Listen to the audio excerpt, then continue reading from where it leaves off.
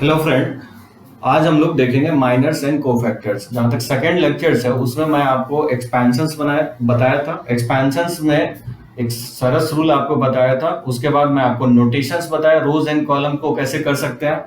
उसका हम लोगों ने दिखाया था कि ऑपरेट कैसे करेंगे। 3 तरह का ऑपरेशंस मैं बताया था कि रोज को रोज के साथ या कॉलम को कॉलम के साथ कैसे इंटरचेंज करते हैं, किसी भी रोज को किसी कांस्टेंट से कैसे मल्टीप्लाई कर सकते हैं या कॉलम से। और थर्ड मैंने बताया था किसी रो को अनदर रो के कांस्टेंट से मल्टीप्लाई करके कैसे ऐड और सब्ट्रैक्ट कर सकते हैं। ये बताया था मैं आपको notations, rows and column and its उसके ऑपरेशंस का। उसके बाद मैंने आपको बताया कि ट्रांसपोज क्या होता है। ट्रांसपोज मैंने बताया था कि रोज को अगर कॉलम में लिख देते हैं, सारे रोज को अगर कॉलम में लिख देते हैं तो वैसे डिटर्मिनेंट्स को हम लोग ट्रांसपोज ऑफ डिटर्मिनेंट्स कहते हैं। उसके बाद मैं आपको symmetric and skew symmetric determinants भी बताया। तो जितना भी ये बता रहा हूँ ये सारे क्या होंगे, स्क्वायर होंगे। वैसे भी बताया कि डिटर्मिनेंट जो होगा ऑलवेज स्क्वायर होगा, 1/1 होगा, 2/2 होगा, 3/3 होगा। सो रोज एंड कॉलम क्या होंगे, इक्वल होंगे। सो आज हम देखेंगे माइनर्स क्या होता है, माइनर्स कोफैक्टर। ये माइनर्स कोफैक्टर हम लोग मैट्रिसेस में भी देख चुके हैं, तो वो डिफरेंट नहीं होगा। जो हम आपको मैट्रिसेस में बताए थे वही कंसेप्ट होगा। सिर्फ क्या होगा, ब्रैकेट से हम लोग डिनोट कर देते मैट्रिसेस को, यहाँ वर्टिकल लाइन से डिनोट करेंगे। तो देखिए 2/2 का माइनर्स एंड कोफैक्टर क्या होगा। जनरली ये यूज होता है आपको एक्सपेंशंस में, काफी जगह प्रॉपर्टीज में यूज होता है ये।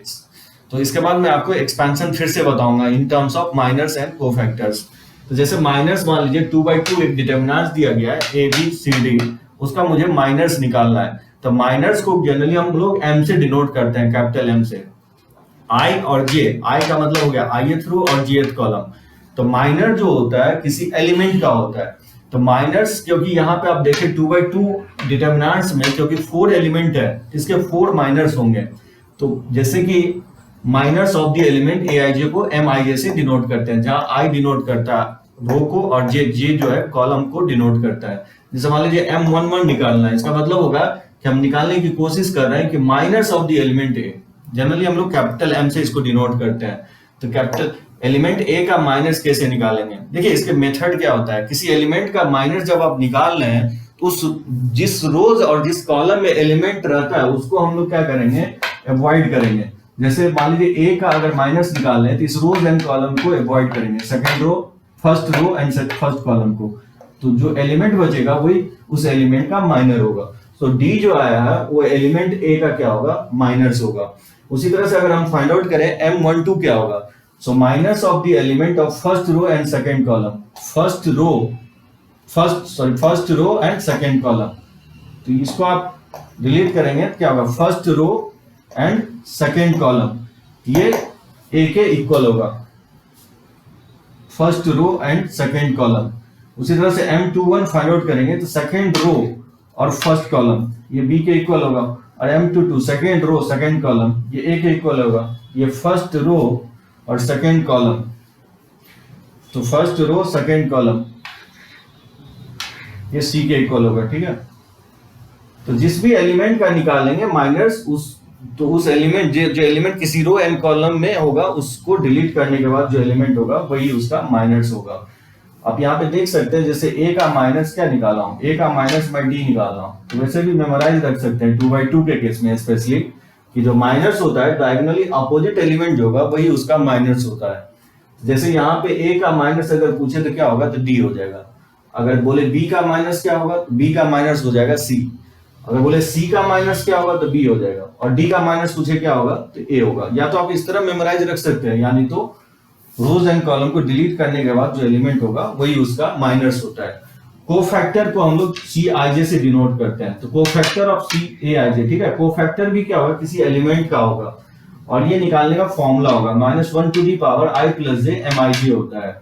दैट मीन्स अगर i plus j अगर इवन है तो ये 1 हो जाएगा, और i plus j अगर ऑड है तो ये माइनस साइन हो जाएगा। यानी माइनस और कोफैक्टर में ज्यादा चेंजेस नहीं होगा। अगर i plus j इवन है तो उस केस में माइनर और कोफैक्टर क्या होंगे, इक्वल होंगे। लेकिन अगर i plus j अगर ऑड है तो उस केस में माइनस कोफैक्टर का मैग्नीट्यूड इक्वल होगा, साइन में अपोजिट होगा। जैसे देखिए यहाँ पे अगर हम i का वैल्यू 1 और j का 1 ले लें तो ये जो है इवन हो जाएगा, -1 के पावर 2, तो ये 1 हो जाएगा, तो माइनस के ही इक्वल होगा। यानी जो C11 है ये किसका कोफैक्टर है, एलिमेंट ए का है, और वो किसके इक्वल है, डी के ही इक्वल है। क्योंकि यहाँ पे जो i प्लस जे वो इवन है, तो माइनस कोफैक्टर के इक्वल होगा। उसी तरह से C12 निकालेंगे, दैट मींस i का वैल्यू 1 और j का वैल्यू यहाँ 2 पुट करें, तो ये 1 प्लस 2 ऑड होगा, तो ये -1 हो जाएगा। दैट मींस M12 के एलिमेंट का जो माइनस कोफैक्टर निकालेंगे उसमें माइनस साइन आ जाएगा। अगर M12 C है तो इसका कोफैक्टर -C हो जाएगा। उसी तरह 21 ऑड है, इसका सम तो -B होगा, और 2 प्लस 2 क्योंकि इवन है तो माइनस कोफैक्टर के इक्वल होगा। तो जस्ट अगर आप माइनस निकाल लिए हैं तो कोफैक्टर्स बहुत इजीली निकाला जा सकता है। सो माइनस कोफैक्टर्स के मैग्नीट्यूड वही होगा जब i प्लस जे अगर इवन है, और i प्लस जे अगर ऑड है तो फिर क्या करना है, माइनस में सिर्फ माइनस साइन आपको लगा देना है। जैसे उसी तरह हम देखें कि 3/3 अगर मान लीजिए डिटरमिनेंट लेते हैं और इसका अगर हम माइनस फाइंड आउट करते हैं तो क्या होगा, माइनस इसका, इसको लिखे हैं माइनर ऑफ एलिमेंट ये है जी, और ये होगा क्या, ये होगा सब डिटरमिनेंट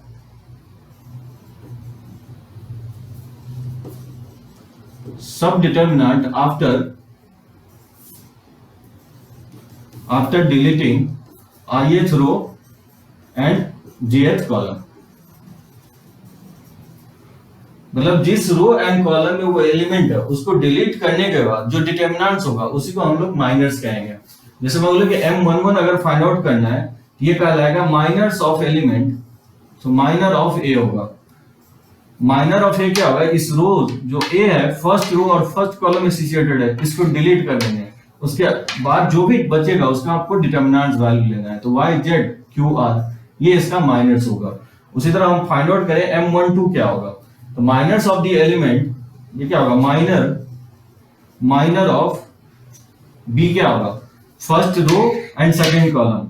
M12 का मतलब first row and second column को अगर आप अवॉइड करेंगे तो जो एलिमेंट बचेगा उसी का डिटरमिनेंट्स वैल्यू क्या कहलाएगा, ये माइनर होगा इस एलिमेंट का। ठीक है, उसी तरह से हम फाइंड आउट कर सकते हैं, M13 भी फाइंड आउट कर सकते हैं, M21 भी फाइंड आउट कर सकते हैं, M22 भी निकाल सकते हैं, M23, उसी तरह से M31, M32, M33, ये सारे फाइंड आउट कर किया जा सकता है माइनस, क्योंकि 9 एलिमेंट है तो करस्पॉन्डिंगली इसके 9 माइनर्स होंगे। और अगर कोफैक्टर निकालना है तो कैसे फाइंड आउट करेंगे, C11 क्या होगा, -1 के पावर 1 + 1 M11, क्योंकि ये इवन है तो M11 के इक्वल हो जाएगा। उसी तरह से C12 निकालेंगे, क्योंकि ये ऑड है तो माइनस ऑफ M12 हो जाएगा। अगर C13 निकालते हैं तो 1 + 3 क्योंकि इवन है तो ऑब्वियसली M13 के इक्वल होगा। C21 निकालेंगे क्योंकि 2 + 1 ऑड है इसलिए माइनस ऑफ 21 हो जाएगा। उसी तरह से C22 निकालते हैं, ये प्लस ऑफ 22 हो जाएगा। इस तरह से फाइंड आउट कर सकते हैं आप कोफैक्टर भी इस एलिमेंट्स का। ठीक है, इसको हम लोग जनरली एक्सपेंशन में यूज करते हैं, देखते हैं कि इसका एक्सपेंशन में कैसे यूज होता है माइनर्स कोफैक्टर्स का। पहले भी मैं एक्सप्लेन किया हूं, किसी भी डिटरमिनेंट को रोज और कॉलम के अलोंग एक्सपैंड कर सकते हैं, क्योंकि यहाँ 3 रोज है और 3 कॉलम है तो 6 के अलोंग कर सकते हैं। किसी के भी अलोंग कीजिए, डिटरमिनेंट्स का वैल्यू चेंज नहीं होगा। जैसे मान लीजिए रो 1 के अलोंग करते हैं तो क्या लिखते हैं हम लोग, a लिखते हैं इनटू रोज एंड कॉलम को डिलीट करने के बाद जो डिटरमिनेंट्स बचता है वो इसका वैल्यू लिखते हैं। स्टार्ट प्लस से होगा कि माइनस से, वो डिपेंड करता है i + j, क्योंकि ये फर्स्ट रो और फर्स्ट कॉलम का एलिमेंट है तो 1 + 1 इवन है इसलिए प्लस से होगा। वैसे भी मैं बताया हूं ये प्लस होता है ये माइनस होता है, तो यहाँ पे -b हो जाएगा। फिर b को डिलीट करेंगे तो ये हो जाएगा xp और zr। ठीक है, इसको डिलीट करेंगे तो ये हो जाएगा xp zr। उसी तरह से +c हो जाएगा। ठीक है, और c को डिलीट करेंगे तो जो एलिमेंट बचेगा xy pq का डिटरमिनेंट वैल्यू आपको लेना है। सो इसी को हम लोग क्या बोलते हैं, माइनर्स बोलते हैं। इसी को माइनर्स के टर्म में लिखें तो इसको लिख सकते हैं M11 और -b M12 first row second column, और c इसको लिख सकते हैं M13। सो ये इसको एक्सपैंड किया हूं मैं रो 1 के अलोंग। अगर इसी को अगर हम लिखना चाहें कोफैक्टर के तो M11 क्या होता है, C11 के इक्वल होता है, लेकिन M12 माइनस ऑफ C12 के इक्वल होता है। ये माइनस माइनस क्या हो जाएगा, प्लस हो जाएगा C12, तो ये हो जाएगा C13, क्योंकि C13 इक्वल होता है M13 के। ये एक्सपैंड किया हूं, एक्सपैंडेड अलोंग रो 1। ठीक है, इन टर्म्स ऑफ मैं कोफैक्टर लिखा हूं। अगर माइनर्स के टर्म में लिखेंगे तो साइन अल्टरनेट होगा। प्लस से स्टार्ट होगा कि माइनस से, ये डिपेंड करता है कि आई प्लस जे क्या है। आई प्लस जे अगर इवन है तो स्टार्ट प्लस से होगा, उसके बाद साइन अल्टरनेट चलेगा। लेकिन अगर इन टर्म्स ऑफ कोफैक्टर लिखते हैं तो कोफैक्टर में सारे साइन प्लस से कनेक्टेड होगा। ये मैं एक्सपैंड किया रो वन के लॉन्ग, उसी तरह से आप एक्सपैंड कर सकते हैं रो टू के लॉन्ग। बेसिकली एक्सपेंशंस को आप देखें तो क्या किया हम, यहाँ ए लिखे हैं और उस एलिमेंट का क्या लिखे हैं, कोफैक्टर, मल्टीप्लाई कर दिया, प्लस बी और उस एलिमेंट का कोफैक्टर, और प्लस सी और इनटू उस एलिमेंट का कोफैक्टर। ये एक्सपैंड किया रो वन के लॉन्ग, ये क्या आएगा, डेल्टा के इक्वल आएगा। उसी तरह से आप रो टू के लॉन्ग एक्सपैंड करेंगे, ये रो टू होगा जिसका एलिमेंट क्या है, एक्स वाई जेड है, इसको लिखेंगे एक्स और उसका कोफैक्टर, यानी लिख सकते हैं C21 y और C22 second row second column का एलिमेंट है, अब प्लस z और ये हो जाएगा C23 second row third column. ये मैं एक्सपैंड किया हूं, एक्सपैंडेड अलोंग रो टू। उसी तरह से अगर हम रो थ्री के लॉन्ग एक्सपैंड करेंगे तो क्या होगा, रो थ्री में एलिमेंट है PQR, तो P और P का कोफैक्टर, ये थर्ड रो फर्स्ट कॉलम का एलिमेंट है, तो थर्ड रो फर्स्ट कॉलम, अब प्लस Q इंटू C32 हो जाएगा, प्लस R इंटू C33 होगा। ये एक्सपैंड किया गया रो थ्री के अलॉन्ग। उसी तरह आप चाहें तो कॉलम के अलॉन्ग भी एक्सपैंड कर सकते हैं। तो कॉलम वन के अलॉन्ग एक्सपैंड करेंगे क्या होगा, कॉलम वन का एलिमेंट है AXP, तो A और उसका कोफैक्टर यानी C11, अब प्लस X, C कोफैक्टर इसका क्या होगा, first row second column C12, अब plus P into C first row नहीं थर्ड रो, ये क्या होगा, second row first column C21 होगा, और ये हो जाएगा P जो होगा third row first column C31। ये मैं एक्सपैंड किया हूं कॉलम वन के अलॉन्ग। उसी तरह से आप कॉलम टू थ्री के अलॉन्ग भी एक्सपैंड कर सकते हैं। ये मैं आपको एक्सपेंशंस बता रहा हूं in terms of minors and cofactors. तो किसी के भी अलॉन्ग एक्सपैंड कीजिए, वैल्यू ऑफ डिटरमिनेंट चेंज नहीं होगा, वही वैल्यू आएगा।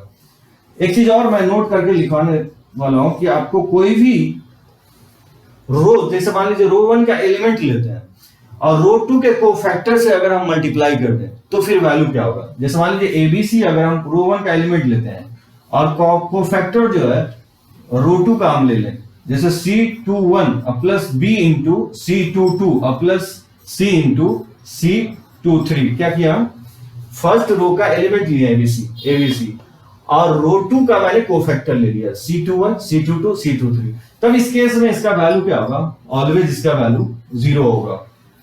जैसे कि मान लीजिए फर्स्ट रो का एलिमेंट ले लें और रो थ्री का कोफैक्टर ले लें, जैसे A इंटू और into cofactor of C31, B into C32 और प्लस C इंटू C33। हम क्या कर रहे हैं, एबीसी जो है रो वन का एलिमेंट ले रहे हैं लेकिन कोफैक्टर कॉलम थ्री का लेंगे, तो फिर वैल्यू ऑफ डिटरमिनेंट्स 0 होगा। So that means row one का एलिमेंट लें या तो रो टू का कोफैक्टर लेकर के मल्टीप्लाई करके ऐड करेंगे तो वैल्यू ऑफ डिटरमिनेंट्स ऑलवेज 0 होगा। उसी तरह से कॉलम वाइज भी ट्रू होगा। अगर मान लीजिए कॉलम वन का एलिमेंट ले और कॉलम टू के कोफैक्टर से मल्टीप्लाई करके जब आप ऐड करेंगे तो भी वैल्यू 0 आएगा। रो वन का मान लीजिए एलिमेंट लेते हैं और कॉलम थ्री का कोफैक्टर लेते हैं और मल्टीप्लाई करके ऐड करके 0 करेंगे तो भी इसका वैल्यू 0 आएगा। लेकिन ऐसा नहीं होगा कि रो वन का एलिमेंट ले और कॉलम का कोफैक्टर ले तो मल्टीप्लाई करने पे 0 नहीं होगा। अगर आप एलिमेंट रो का ले रहे हैं तो अनदर रो का कोफैक्टर ही लेना है आपको, तो ही वैल्यू क्या होगा, 0 होगा। ये काफी इंपॉर्टेंट प्रॉपर्टीज होगा जो आगे चल के हम लोग देखेंगे। जैसे मान लीजिए कॉलम वन का एलिमेंट ले, जैसे कॉलम वन का एलिमेंट क्या होगा, AXP, ठीक है, और इसका कोफैक्टर जो है कॉलम टू का ले लें, कॉलम टू का कोफैक्टर जो होगा first row second column C21 हो जाएगा प्लस, और फिर y सेकंड कॉलम का कोफैक्टर, y का कोफैक्टर क्या होगा, second row second column C22 और प्लस, और p का फर्स्ट रो का एलिमेंट लिया सेकंड कॉलम का कोफैक्टर, q का कोफैक्टर क्या होगा, third row and second column, तो C32, इसका सम क्या होगा, 0 होगा। यहां देख सकते हैं AXP, मैंने क्या किया, AXP ये फर्स्ट कॉलम का एलिमेंट है और सेकेंड कॉलम के कोफैक्टर से जब आप मल्टीप्लाई करके ऐड करेंगे तो ये वैल्यू 0 आएगा। तो इस तरह से आप फाइंड आउट कर सकते हैं माइनर्स कोफैक्टर, या ये हो गया expansion of third order determinant in terms of minors and cofactors.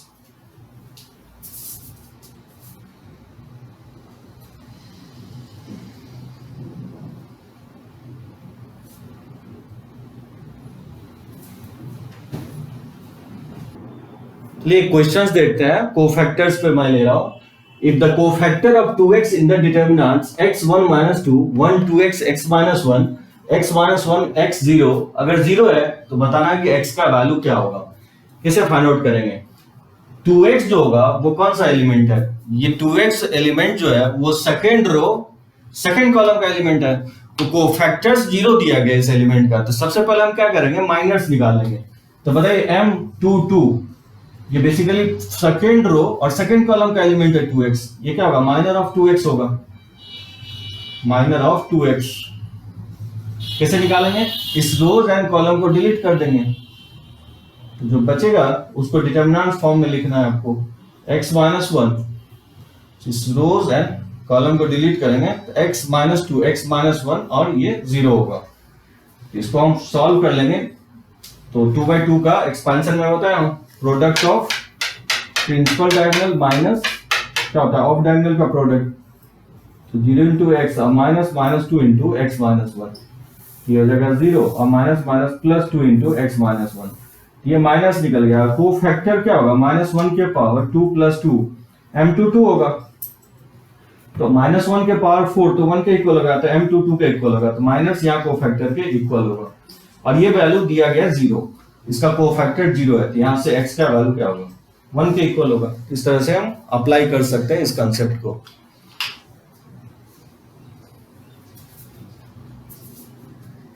देखिए उसके बाद मैं बता रहा हूं प्रॉपर्टीज ऑफ डिटर्मिनेंट्स। ये काफी इंपॉर्टेंट होगा। डिटर्मिनेंट्स अगर लर्न करना है तो प्रॉपर्टीज अगर आप समझ गए तो फिर समझिए डिटर्मिनेंट्स कंप्लीट हो गया, आपको फिर और कुछ समझने की जरूरत नहीं है। मेनली प्रॉपर्टीज है, इसका काफी 8 या 9 प्रॉपर्टीज होगा। उसको 1 by 1 हम देखते हैं कि प्रॉपर्टीज ऑफ डिटर्मिनेंट्स होता क्या है। तो 1 by 1 प्रॉपर्टीज जनरली क्या होता है कि प्रॉपर्टीज हम लोग एक्सपेंशंस के पहले हम लोग अप्लाई करते हैं, क्योंकि बहुत सारे एलिमेंट जो होता है बहुत लेंथियर फॉर्म में होता है। अगर आप उसको डायरेक्टली अगर एक्सपैंड कर दें तो फिर उसका एक्सपेंशंस बहुत काफी लेंथियर हो जाता है। तो उस लेंथीनेस को सिंप्लीफाइड वे में एक्सपेंशंस को रिप्रेजेंट करने के लिए उससे पहले हम लोग क्या करते हैं? यूज करते हैं प्रॉपर्टीज। तो प्रॉपर्टीज होता क्या है? मान लीजिए कोई भी डिटर्मिनेंट्स या मैट्रिसेस है, जैसे a b c x y z p q r, इसका ट्रांसपोज जो वैल्यू है मैं बताया हूं, ट्रांसपोज a डैश या at से डिनोट करते हैं। ट्रांसपोज होता है क्या है? रोज को आप कॉलम में लिख देते हैं, वो ट्रांसपोज होता है x y z p q r। सो रो को मैंने कॉलम में रिप्रेजेंट कर दिया, ये ट्रांसपोज होता है। तो इसका दोनों का डिटर्मिनेंट वैल्यू क्या होगा? इसका अगर डिटर्मिनेंट वैल्यू निकालेंगे तो इक्वल होगा। कहने का मतलब डिटर्मिनेंट्स में सारे रोज को अगर कॉलम में लिख दें, एक्सप्रेस कर दें, तो उसका डिटर्मिनेंट्स वैल्यू में कोई चेंज नहीं होगा। तो ये इसका डिटर्मिनेंट्स वैल्यू निकाले, इसका डिटर्मिनेंट्स वैल्यू निकाले, कोई चेंज नहीं होगा। क्यों नहीं चेंज होगा? क्योंकि अगर हम मान लीजिए इसको एक्सपैंड करें रो के अलाउंग और इसको एक्सपैंड कर दे कॉलम के अलाउंग, क्योंकि मैं पहले बताया हूं आपको चाहे रो के अलाउंग एक्सपैंड करिए या कॉलम के अलाउंग, डिटर्मिनेंट्स का वैल्यू चेंज नहीं होता है। इस रो के अलाउंग अगर एक्सपैंड करेंगे तो एबीसी के अलाउंग, और इसको कॉलम के अलाउंग एक्सपैंड करेंगे तो दोनों ही वैल्यू क्या आएगा? इक्वल आएगा। ये हो गया आपका फर्स्ट प्रॉपर्टी। सेकंड प्रॉपर्टीज देखते हैं। कोई भी रो में अगर सारे एलिमेंट अगर 0 है, अगर किसी रोज में सारे एलिमेंट अगर 0 है तो वैल्यू ऑफ डिटर्मिनेंट्स क्या होगा? 0 होगा। अगर हम रो बोल रहे हैं दैट मींस कॉलम भी हम बोल रहे हैं यहाँ पे कि कोई भी कॉलम जैसे ए बी सी 0 0 0 और एक्स वाई जेड, यहां देख सकते हैं कॉलम 2 में क्या है? सारे एलिमेंट 0 है। और कॉलम 1 कॉलम 2 में कुछ भी हो एलिमेंट, अगर कोई भी कॉलम में अगर सारे एलिमेंट 0 है तो वैल्यू ऑफ डिटर्मिनेंट्स क्या होंगे? 0 होंगे। ठीक है। उसी तरह थर्ड प्रॉपर्टीज आप देख सकते हैं कि कोई भी 2 रोज और 2 कॉलम्स अगर आइडेंटिकल है तो भी वैल्यू ऑफ डिटर्मिनेंट्स क्या होता है? 0 होता है। जैसे मान लीजिए एक्स वाई जेड है 1 2 3 और एक्स वाई जेड, तो इसका वैल्यू क्या होगा? 0 होगा, क्योंकि यहाँ पे आप देख सकते हैं कि रो 1 जो है आइडेंटिकल है रो 3 के। उसी तरह से कॉलम वाइज भी क्या होगा? अगर इक्वल है, जैसे A B C 1 2 3 A B C, यहां देख सकते हैं कॉलम 1 कॉलम 3 के आइडेंटिकल है, तो भी इसका वैल्यू क्या होगा? जब आप इसको एक्सपैंड करेंगे तो 0 आएगा। इसको नोट कर सकते हैं। देखिए फोर्थ प्रॉपर्टी जो होगा, किसी भी टू रोज और टू कॉलम को अगर इंटरचेंज कर दें तो डिटर्मिनेंट्स का जो मैग्नीट्यूड है वो तो चेंज नहीं होगा, लेकिन साइन चेंज होगा ओनली। मतलब डिटर्मिनेंट का साइन ओनली चेंज होगा अगर एनी टू रोज और एनी टू कॉलम अगर चेंज करते हैं। जैसे मान लीजिए यहाँ पे मैं क्या कर रहा हूँ, रो वन को मैं रो टू के साथ इंटरचेंज कर रहा हूँ, तो जब भी इंटरचेंज करेंगे तो ये साइन का यूज करेंगे डबल एरो पर। अगर इसको इंटरचेंज करेंगे, लेट्स से इसको मैं डेल्टा वन मान लेता हूँ, तो क्या होगा, रो वन की जगह रो टू लिख देंगे और रो टू की जगह रो वन लिख देंगे। तो ये एक्स वाई जेड और ए बी सी और पी क्यू आर, ठीक है। सो मैंने रो वन को रो टू की जगह लिख दिया और रो टू को रो वन की जगह लिख दिया। तो इस दोनों में क्या रिलेशन होगा, इसका रिलेशन जो होगा डेल्टा वन जो है डेल्टा के इक्वल होगा विथ माइनस साइन।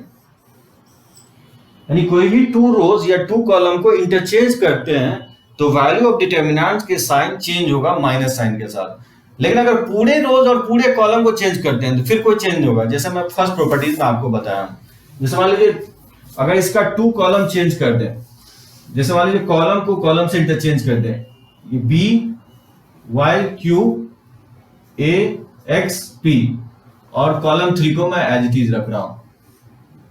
तो मैंने यहां क्या किया, कॉलम वन को इंटरचेंज कर दिया कॉलम टू के साथ। तो डेल्टा टू का वैल्यू क्या होगा, माइनस साइन के साथ डेल्टा के ही इक्वल होगा। तो किसी भी दो रोज और दो कॉलम को आप अगर इंटरचेंज करते हैं तो डिटर्मिनेंट्स में ओनली माइनस साइन का चेंज हो जाएगा, मैग्नीट्यूड में कोई चेंज नहीं होगा। ये हो गया आपका फोर्थ प्रॉपर्टीज। अब फिफ्थ प्रॉपर्टीज देखिए, तो भी मान लेता हूं let's say a B c x Y z p q r, ये कोई स्क्वायर मैट्रिक्स है, ठीक है। अगर इसको मल्टीप्लाई अगर करें, इसका डिटर्मिनेंट्स वैल्यू अगर निकालेंगे तो क्या होगा, जो जगह a B c x Y z p q r, ये होगा इसका डिटर्मिनेंट वैल्यू। अगर किसी डिटर्मिनेंट्स में कांस्टेंट्स अगर मल्टीप्लाई करें, जैसे लैम्डा टाइम्स ऑफ ए करें,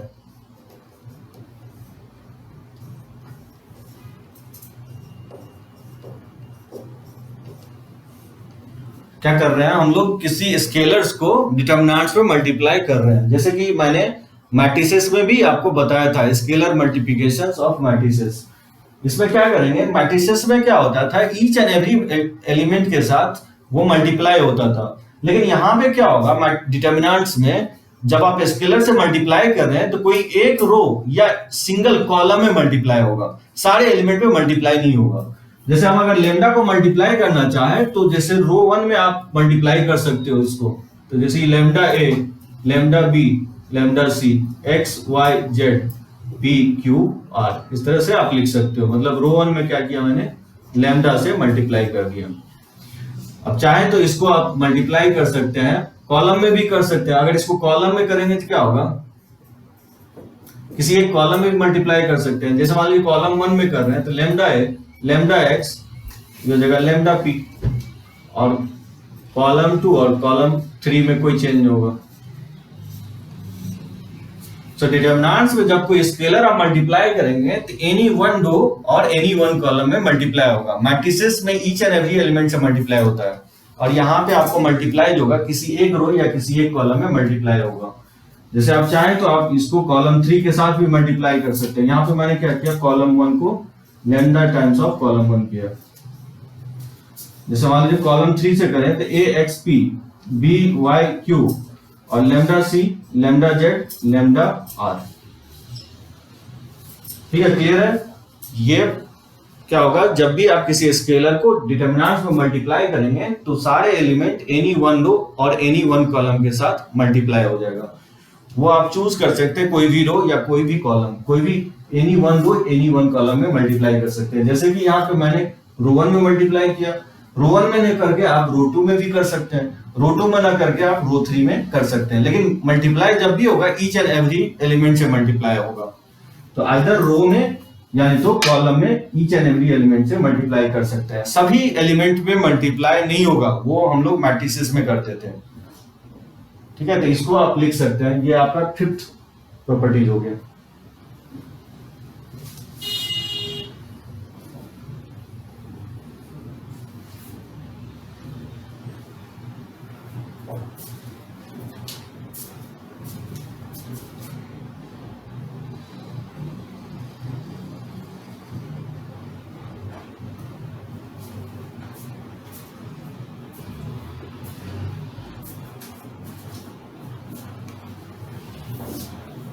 देखिए सिक्स प्रॉपर्टी जो है, अगर a is any square matrix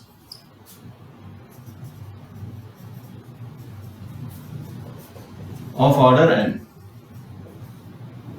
and lambda is any scalar. A कोई स्क्वायर मैट्रिक्स है जिसका ऑर्डर n के इक्वल है और लेमडा कोई स्केलर ले रहे हैं, तो देखिए लेमडा ए का अगर डिटरमिनेंट वैल्यू निकालेंगे तो ये इक्वल होता है lambda to the power n into determinant of a. ये मैं आपको मैट्रिसेस में ही बताया था।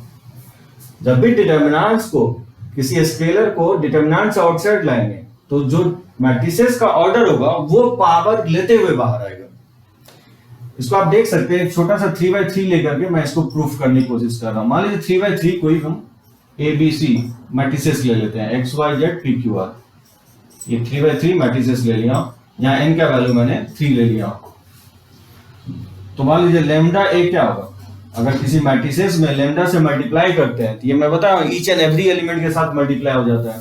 इसलिए इसका है lambda a, lambda b, lambda c, lambda x, lambda y, lambda z, lambda p, lambda q, lambda r. ठीक है, मैट्रिसेस में स्केलर मल्टीप्लिकेशन यही बताया हूं, ईच एंड एवरी एलिमेंट के साथ मल्टीप्लाई हो जाएगा। अब इसका डिटरमिनेंट वैल्यू हम निकालते हैं। इसका डिटरमिनेंट वैल्यू अगर फाइंड आउट करेंगे तो क्या होगा, इसका डिटरमिनेंट वैल्यू होगा lambda a, lambda b, lambda c, इस जगह lambda x, lambda y, lambda z, lambda p, lambda q, lambda r. अब देखिए अभी जो मैं बताया हूं फिफ्थ प्रॉपर्टीज, ये हो गया आप डिटरमिनेंट। डिटरमिनेंट से जब भी आप कॉमन लेंगे या मल्टीप्लाई करेंगे, तभी बताया किसी एक रो या किसी एक कॉलम में मल्टीप्लाई करते हैं हम लोग या कॉमन ले सकते हैं। तो मल्टीप्लाई करें या कॉमन ले, बात बराबर ही हो गया। जैसे मान लीजिए यहाँ पे अगर डिटरमिनेंट से कॉमन लेना चाहें तो किसी एक रो या किसी एक ही कॉलम से कॉमन आएगा, अकॉर्डिंग फिफ्थ प्रॉपर्टी। तो मान लीजिए अगर रो 1 से अगर हम कॉमन लेते हैं तो एक लेमडा कॉमन आएगा, उसी तरह रो 2 से हम कॉमन लेंगे तो दूसरा लेमडा कॉमन आएगा, और अगर रो 3 से कॉमन लेते हैं तो तीसरा लेमडा कॉमन आएगा। कि क्या बच जाएगा, a B c x Y z और पी क्यू आर। तो ध्यान रखना है मैट्रिसेस में जब भी हम कॉमन लेते हैं तो ईच एंड एवरी एलिमेंट से कॉमन आता है, लेकिन आप डिटरमिनेंट्स में जब भी कॉमन लेंगे तो आइदर एनी वन रो और एनी वन कॉलम कॉमन आप ले सकते हैं। तो यहाँ पे मैंने रो वाइज, रो 2 और रो 3 वाइज मैंने लेमडा कॉमन लिया था, 3 बार लेमडा कॉमन लेना पड़ेगा। तो ये जगह लेमडा क्यू, और ये आप देख सकते हैं ये क्या है, मैट्रिक्स ए का डिटरमिनेंट वैल्यू है ये। तो यहाँ पे आप चेक कर सकते हैं, अगर 3/3 ऑर्डर के लिए है तो लेमडा क्यू आया है। अगर इसी को n/n ऑर्डर का लिए रखें तो क्या आता है, lambda to the power n आता है। ये आपका 6 प्रॉपर्टीज हो गया।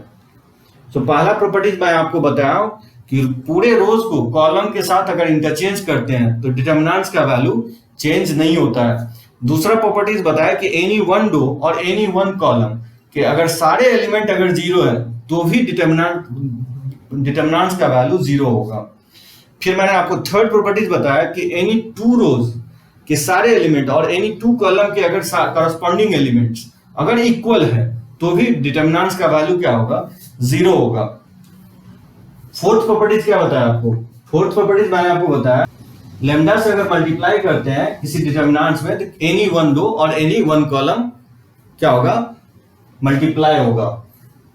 ठीक है, उसी तरह से फिफ्थ और सिक्स्थ था कि किसी भी स्केलर को अगर आउटसाइड लेते हैं डिटरमिनेंट वैल्यू से तो क्या होगा कि पावर जो मैट्रिसेस है उसको पावर लेते हुए बाहर आएगा, lambda to the power n आएगा। जैसे मान लीजिए इसमें एक एग्जांपल लेते हैं, जैसे if a and b are 3x3 square matrix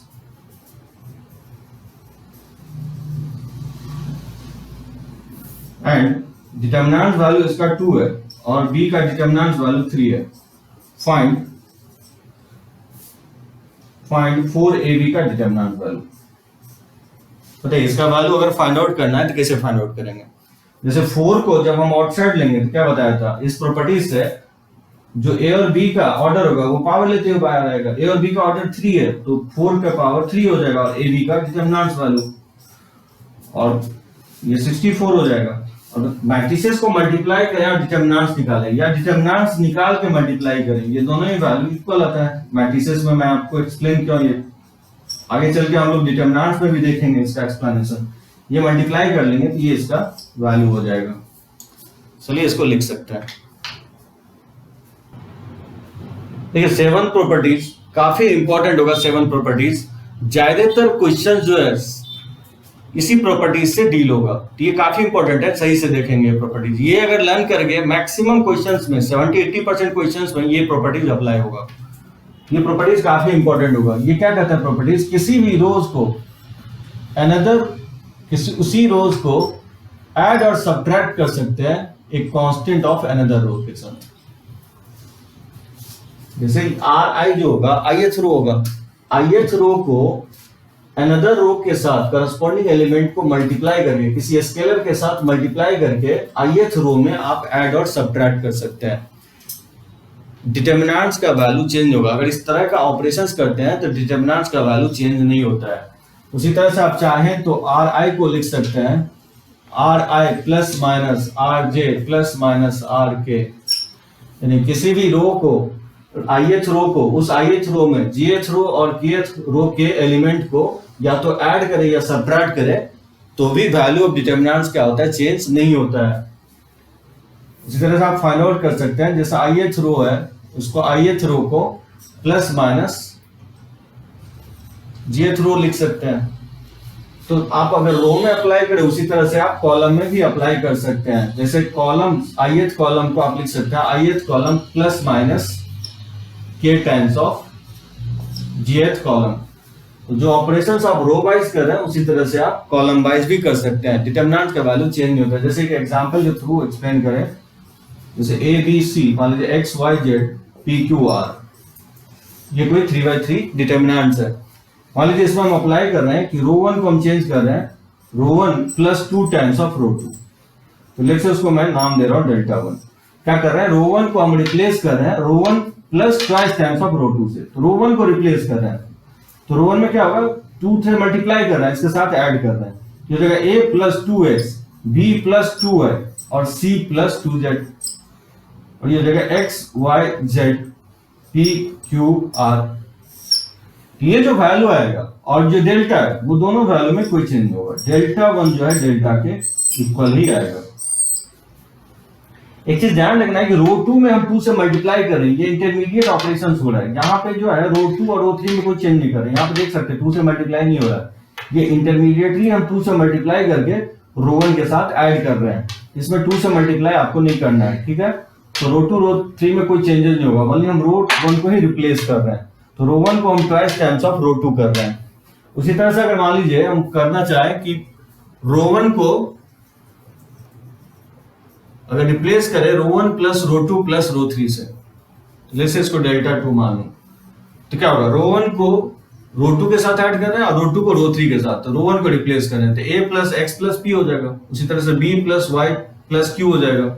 उसी तरह से C plus z plus r हो जाएगा। और रो 2 रो 3 में कोई चेंज नहीं कर रहे हैं। तो डेल्टा 2 भी क्या होगा, डेल्टा के इक्वल होगा। एक चीज ध्यान रखना है, जिस रो को आप रिप्लेस कर रहे हैं तो उसके एलिमेंट के कोफिशिएंट को चेंज नहीं करना है।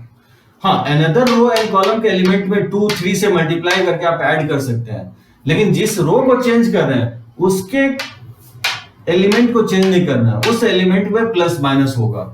जैसे मान लीजिए इस टाइप से डेल्टा 1 रो 1 को हम क्या कर रहे हैं, रो 1 प्लस ट्वाइस टाइम्स ऑफ रो 2 और रो 2 को रो 2 प्लस ट्वाइस टाइम्स ऑफ रो 3। इस वाले इसको मैं डेल्टा 3 मान रहा हूं। मैं क्या कर रहा हूं, रो 1 को रो 1 प्लस ट्वाइस टाइम्स ऑफ रो 2 कर रहा हूं। इसमें क्या होगा, ये रो 1 होगा ABC, इसमें 2 से मल्टीप्लाई करके हम ऐड कर रहे हैं। तो A में 2 से मल्टीप्लाई करके ऐड करेंगे तो A प्लस 2x हो जाएगा। B में 2 से मल्टीप्लाई करेंगे तो ये B प्लस 2y हो जाएगा और C प्लस 2z हो जाएगा। फिर रो 2 को क्या कर रहे हैं, रो 2 प्लस ट्वाइस टाइम्स ऑफ रो 3 कर रहे हैं, यानी रो 2 को भी हम चेंज कर रहे हैं, इसमें 3 से मल्टीप्लाई करके ऐड कर रहे हैं, यानी ये x प्लस हो जाएगा 3p, ये जगह y प्लस 3q और ये जगह z प्लस 3r। और फिर क्योंकि रो 3 में कोई चेंज नहीं कर रहे हैं तो ये एज इट इज रहेगा pqr। तो एक चीज ध्यान रखना है कि मैक्सिमम 3/3 अगर डिटर्मिनेंट्स है तो एट ए टाइम आप दो रो को चेंज कर सकते हैं। जिस तरह से दो रो को कर सकते हैं उसी तरह दो कॉलम को भी इंटरचेंज किया जा सकता है। जैसे उसी तरह अगर रो वाइज चेंज किया तो उसी तरह से कॉलम वाइज भी आप चेंज कर सकते हैं। जैसे मान लीजिए अगर कॉलम वाइज अगर चेंज करना हो, जैसे मान लीजिए कॉलम 2 को हम कर रहे हैं, column 2 plus thrice times of या minus thrice times of column 1, मान लीजिए इसको डेल्टा 4 बोलना हो तो क्या होगा, कॉलम 2 को क्या कर रहे हैं, कॉलम 1 में कोई चेंज नहीं कर रहे हैं, कॉलम 2 को चेंज कर रहे हैं, तो कॉलम 1 कॉलम 3 को एज इट इज लिख देना है आपको, ए एक्स पी, इसमें हम कोई चेंज नहीं कर रहे हैं, सी जेड आर, ठीक है। और कॉलम 2 को क्या कर रहे हैं, कॉलम 2 में थ्राइस टाइम्स ऑफ कॉलम 1 कर रहे हैं, यानी 3 से मल्टीप्लाई कर रहे हैं कॉलम 1 में और कॉलम 2 के साथ हम ऐड कर रहे हैं। तो बताइए कॉलम 2 और thrice times of column 1 minus thrice times of column 1 minus 3 हो जाएगा, y माइनस 3x हो जाएगा और q माइनस ये 3p हो जाएगा। तो क्या होगा, डेल्टा 4 भी डेल्टा 1 के इक्वल होगा। तो एक चीज ध्यान रखना है कि जिस रो को आप चेंज कर रहे हैं अनदर रो में मल्टीप्लाई करना है, रो 1 में चेंज नहीं करना है कॉफिशिएंट, रो 1 का कॉफिशिएंट वही रहेगा। जैसे रो 2 को चेंज कर रहे हैं तो रो 2 के कॉफिशिएंट में कोई चेंज नहीं हो रहा, जैसे रो 2 का XYZ का तो कॉफिशिएंट अगर देख रहे हैं तो सेम है, एज इट इज है। तो अगर आप रो 1 को रो 2 के साथ चेंज कर रहे हैं तो फिर रो 2 को रो 1 के साथ चेंज नहीं कर सकते हैं, क्योंकि प्रॉब्लम ये होगा कि रो 2 को आप रो 1 के साथ चेंज करेंगे तो चेंज वैल्यू लेंगे कि अनचेंज वैल्यू लेंगे। इसलिए अगर एक बार यूज हो गया तो उसको आप यूज नहीं करेंगे। जैसे रो 1 में रो 2 यूज हो गया तो फिर रो 2 में रो 2 को रो 1 के साथ यूज नहीं करेंगे, रो 3 को करेंगे। और एट ए टाइम मैक्सिमम आप 3x3 में 2 बार एट ए टाइम ऑपरेट कर सकते हैं, 3 बार नहीं कर सकते, मैक्सिमम 2 बार कर सकते हैं। अगर 4x4 है तो मैक्सिमम 3 टाइम्स आप ऑपरेट कर सकते हैं प्रॉपर्टीज किसी एक स्टेप में, लेकिन 4x4 आपके सिलेबस में है नहीं, इसलिए 3x3 में मैक्सिमम हम at a time row wise या कॉलम वाइज प्रॉपर्टी यूज करेंगे और 2 प्रॉपर्टी यूज करेंगे, ठीक है। एट ए टाइम मैक्सिमम आप कर सकते हैं। प्रॉपर्टीज यूज क्यों करते हैं, देखिए प्रॉपर्टीज इसलिए यूज करते हैं कि कोई भी डिटर्मिनेंट्स का एलिमेंट अगर काफी लेंथियर अगर फॉर्म में है तो उसको सिंप्लीफाइड करने के लिए हम लोग प्रॉपर्टी यूज करते हैं। मैं पहले भी बताया हूं कि जितना भी ये प्रॉपर्टी यूज कर रहे हैं डिटर्मिनेंट्स का वैल्यू चेंज नहीं होता है। 2 पर्पस होता है प्रॉपर्टीज अप्लाई करने का, पहला तो ये कि किसी रोज और कॉलम में मैक्सिमम 0 से 0 लाएं। इससे क्या होगा बेनिफिट, अगर किसी रोज और कॉलम में अगर मैक्सिमम 0 लाते हैं तो उसके अलावा अगर आप डिटर्मिनेंट्स को एक्सपैंड करेंगे तो बहुत सिंप्लीफाइड वे में वो एक्सपैंड हो जाएगा, बहुत इजीली हो जाएगा। या दूसरा पर्पस ये होगा कि जब भी आप कोई भी प्रॉपर्टी यूज करते हैं तो कोई भी एलिमेंट्स है उसको सिंप्लीफाइड हो जाए, मतलब बहुत सिंपल फॉर्म में कोशिश करें आ जाए तो हम प्रॉपर्टीज यूज करेंगे। और अगर बहुत सिंपल फॉर्म में आ गया तो फिर डायरेक्टली आप एक्सपैंड कर सकते हैं।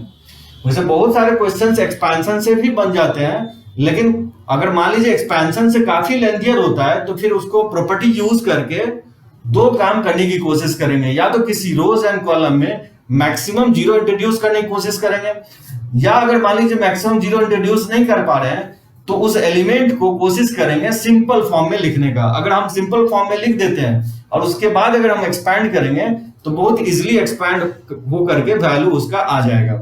तो देखते हैं इस पे कुछ क्वेश्चंस आपको।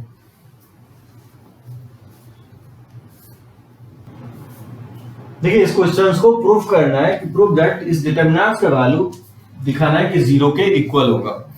जैसे आप यहां देखिए फर्स्ट रो में मैं x a x plus a y b y plus b z c z plus c लिखा हूं, इसको दिखाना है 0 के इक्वल होगा। अगर आप इसको डायरेक्टली एक्सपैंड करते हैं तो काफी लेंथियर होगा, सरस रूल से भी कर सकते हैं, रोज कॉलम से भी एक्सपैंड कर सकते हैं। लेकिन क्या करें, अगर इसको डिटर्मिनेंट्स को अगर सिंप्लीफाई अगर डायरेक्टली एक्सपैंड ना करके प्रॉपर्टी यूज करें, देखिए प्रॉपर्टीज यूज करना आप कुछ क्वेश्चंस प्रैक्टिस करेंगे उसके बाद ही आएगा। नेक्स्ट लेक्चर्स में इसका हम बहुत सारे क्वेश्चंस इस पे लेंगे तो आपको स्पीड अप होगा। अभी आप देखिए कैसे हम फाइंड आउट करते हैं इसका वैल्यू 0। तो देखिए लेफ्ट हैंड साइड से चलते हैं, ये है x a x plus a y b y plus b z c z plus c। देखिए क्या करेंगे, जो कॉम्प्लिकेटेड है ये जो है काफी ये बहुत सिंपल फॉर्म में लिखा हुआ है, ये सम ऑफ 2 एलिमेंट लिखा हुआ है, इसको सिंप्लीफाई करने की कोशिश करेंगे। ये क्या कहलाएगा, कॉलम 3 का एलिमेंट होगा। तो कॉलम 3 में हम क्या करेंगे, कॉलम 3 में अगर कॉलम 2 से सब्ट्रैक्ट कर दें तो क्या होगा, क्या कर रहे हैं, ये इसका वैल्यू इसी के इक्वल होगा, X Y Z A B C. मैंने क्या किया कि कॉलम 3 में कॉलम 2 के साथ सब्ट्रैक्ट कर दे। सब्ट्रैक्ट करेंगे तो क्या होगा, ए से ए कट जाएगा तो यहाँ एक्स बचेगा, इसको इससे सब्ट्रैक्ट करेंगे तो बी से बी कैंसिल आउट होकर वाई बचेगा, और इसको इससे सब्ट्रैक्ट करेंगे तो सी से सी कैंसिल आउट होकर जेड बचेगा। अब यहाँ देख सकते हैं प्रीवियस प्रॉपर्टी में बताया कि कोई भी दो कॉलम अगर आइडेंटिकल हो जिसका वैल्यू क्या होगा, 0 होगा। यहाँ कॉलम 1 जो है कॉलम 3 के आइडेंटिकल है। ये सब लिखना जरूरी है बोर्ड में आपको, क्योंकि ये स्पेसिफाई करेगा कि किस प्रॉपर्टीज के तहत आप लिख रहे हैं इसको 0। ये डिनोट कर रहा है कि कॉलम 1 जो है कॉलम 3 का आइडेंटिकल है, इसलिए हम इसका वैल्यू 0 लिख रहे हैं। कौन सा प्रॉपर्टी यूज हो रहा है ये भी आपको लिखना जरूरी है कि इस स्टेप से इस स्टेप आप कैसे आए। ये डिनोट कर रहा है कि कॉलम 3 को रिप्लेस किया जा रहा है कॉलम 3 माइनस कॉलम 2 के साथ। उसी तरह देखिए सेकंड क्वेश्चन में दिया हो a minus b b minus c c minus a b minus c minus a minus b c minus a minus b b minus c. इसको दिखाना है कि 0 के इक्वल होगा। अगर मान लीजिए इसको c माइनस ए, अगर इसको इसके साथ ऐड कर दें तो क्या होगा, b से b कट जाएगा तो a माइनस सी, इसको इसके साथ ऐड करेंगे तो b माइनस ए। तो क्या कर रहा हूं मैं, कॉलम 1 को कॉलम 1 प्लस कॉलम 2 लिख देता हूं।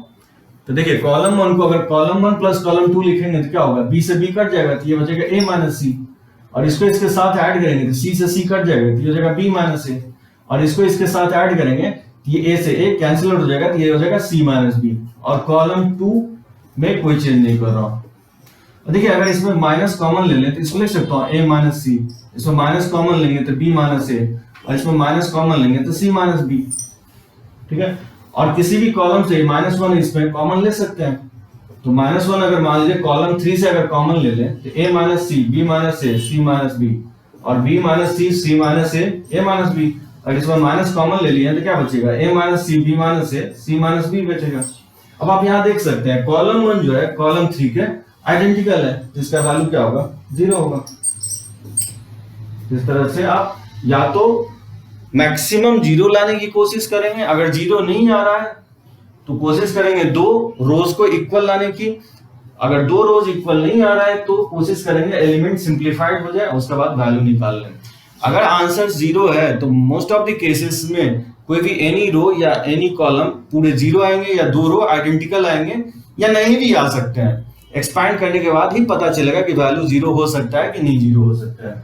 जैसे आप यहाँ पे देखिए तो ये एलिमेंट काफी छोटा है कॉलम 1 और कॉलम 2 का, कॉलम 3 का एलिमेंट बड़ा है, और इसका प्रूफ करना है कि ये 0 के इक्वल होगा। तो क्या करेंगे, हम कॉलम 3 को ही चेंज करने की कोशिश करेंगे।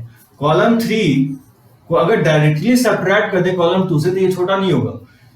अगर मान लीजिए 7 में किससे मल्टीप्लाई करें कि 65 आ जाएगा,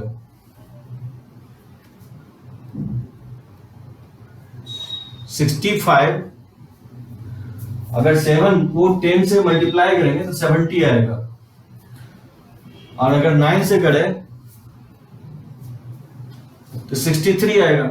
9 से कर देता हूं, समझे। सो कॉलम 3 को मैं रिप्लेस कर रहा हूं 9 से मल्टीप्लाई करके कॉलम 2 से सब्ट्रैक्ट कर रहे हैं, तो बताइए वैल्यू क्या आएगा। कॉलम 2 में तो कोई चेंज नहीं होगा, और कॉलम 1 कॉलम 2 में कोई चेंज नहीं करेंगे। अगर इसमें 9 से मल्टीप्लाई करते हैं, ये 63 अगर सब्ट्रैक्ट करेंगे तो 2 होगा, और इसमें 9 से मल्टीप्लाई करेंगे 72, 75 में 72 सब्ट्रैक्ट करेंगे तो 3 होगा, और इसमें 9 से मल्टीप्लाई करेंगे तो 81, और 86 में से 81 अगर सब्ट्रैक्ट करेंगे तो 5 होगा, और इसका भी वैल्यू 0 होगा। इसलिए 0 होगा क्योंकि कॉलम 1 और कॉलम 3 के आइडेंटिकल है। ठीक है, तो इसको इस तरह से बना सकते हैं। तो लिखिए इसको,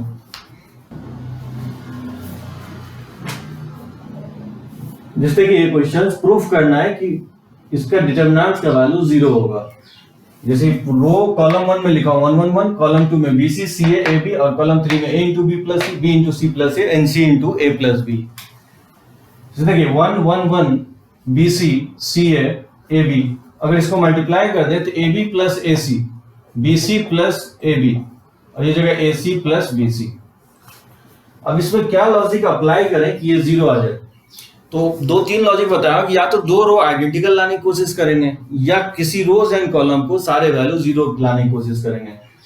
देखिए प्रैक्टिस पे आएगा कि कैसे किस स्टेप को हम अप्लाई करने वाले हैं। जैसे यहाँ कॉलम 3 को अगर कॉलम 2 के साथ ऐड कर दे कॉलम 3 को हम क्या कर रहे हैं, कॉलम 2 के साथ ऐड कर दें, तो क्या होगा, ये 1 1 1 हो जाएगा, BC CA AB हो जाएगा, और इसको इसके साथ ऐड करेंगे तो AB plus BC plus CA हो जाएगा, AB plus BC plus CA और हो जाएगा AB plus BC plus CA। और फिर AB plus BC plus CA column 3 से क्या कर सकते हैं, कॉमन ले लेंगे, तो AB plus BC plus CA अगर कॉलम 3 से कॉमन अगर ले लें तो कॉलम 1 और कॉलम 2 में तो कोई चेंज नहीं होगा, CA और AB अगर मान लीजिए कॉमन ले लेंगे तो क्या बचेगा, यहाँ 1 1 1 बचेगा। अब यहाँ देख सकते हैं कॉलम 1 कॉलम 3 के आइडेंटिकल हो गया, तो वैल्यू क्या हो जाएगा, 0 हो जाएगा। अगर ये 0 हो गया तो किसी भी नंबर से मल्टीप्लाई करेंगे तो ये 0 ही होगा। उसी तरह से मैं दिया हूं कि ये x है डिटरमिनेंट 3/3 और ये y है, तो बताना है कि x माइनस y का वैल्यू क्या होगा। इसका वैल्यू निकालने की कोशिश नहीं करेंगे, कोशिश करेंगे प्रॉपर्टीज अप्लाई करके कि क्या x y के इक्वल होगा, क्योंकि एलिमेंट अगर आप देखें तो दोनों सेम ही एलिमेंट यूज हो रहा है, 9 एलिमेंट, थोड़ा सा पोजीशन डिफरेंट है, तो कोशिश करेंगे इसको इक्वल करने की। तो देखिए y अगर हम देखें तो 4 5 6 है, 7 8 9 और 1 2 3। अब अगर देखें तो 1 2 3 ऊपर में है, तो सबसे पहला काम यही करेंगे कि रो 1 को इंटरचेंज करेंगे रो 3 के साथ, क्योंकि 1 2 3 यहाँ पे है, हम x के इक्वल लाने की कोशिश कर रहे हैं, तो इंटरचेंज करेंगे तो क्या होगा, 1 2 3 और 7 8 9 एज इट इज रखेंगे और यहाँ 4 5 6 आ जाएगा। ठीक है, चेंज कर दिया मैंने रो 1 को रो 3 के साथ। अगर आप x का वैल्यू देखें तो 1 2 3 आ चुका है, लेकिन यहाँ 4 5 6 है और यहाँ 7 5 है। अब बताया था कि दो रो को आप इंटरचेंज करते हैं तो माइनस साइन आ जाएगा यहाँ पे, ठीक है, प्रॉपर्टी से। और अगर इसको x के इक्वल लाना है तो यहाँ पे आप देखिए 4 5 6 लिखा हुआ है और यहाँ पे 7 8 9 लिखा हुआ है, लेकिन यहाँ 7 8 9 है तो यहाँ पे 4 5 6 है, तो फिर क्या करेंगे, रो 2 को रो 3 के साथ इंटरचेंज कर देंगे। तो अगर आप इंटरचेंज करेंगे तो अनदर फिर माइनस साइन आएगा, तो रो 1 तो एज इट इज रहेगा 7 8 9, 7 8 9 की जगह क्या हो जाएगा 4 5 6 और ये हो जाएगा 7 8 9।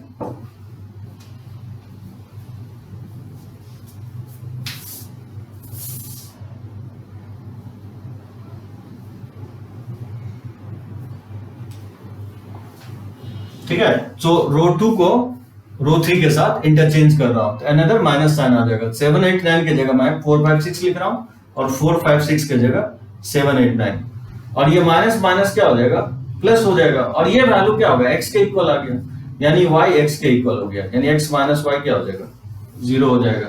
इसका वैल्यू जो होगा 0 के इक्वल होगा, तो इसको लिख सकते हैं।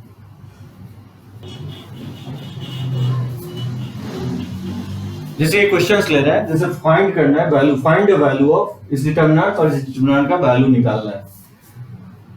वो देखिए वैल्यू अगर निकालना है तो काफी कॉम्प्लिकेटेड है ईच टर्म, तो डायरेक्टली अगर इसको एक्सपैंड करें तो काफी लेंथियर हो जाएगा इसको फाइंड आउट करना।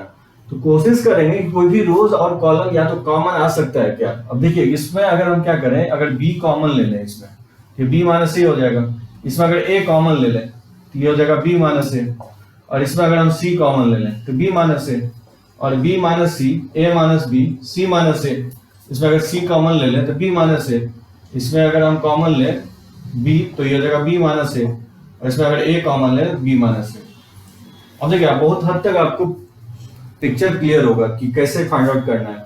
आप यहाँ पे देख सकते हैं कॉलम 1 जो है, कॉलम 1 और कॉलम 3 में b माइनस ए कॉमन है, तो b माइनस ए अगर हम कॉलम 1 से कॉमन ले लें, कॉलम 1 से भी कॉमन ले लें और कॉलम 3 से, तो क्या होगा, b माइनस ए अगर कॉलम 1 से कॉमन लेंगे तो यहाँ कौन सा एलिमेंट बचेगा, b ए सी, और b minus c, a minus b, c minus a, और यहां से कॉमन लेंगे तो यहाँ एलिमेंट बच जाएगा सी बी ए। ठीक है, तो इसको लिख सकते हैं b माइनस ए का होल स्क्वायर।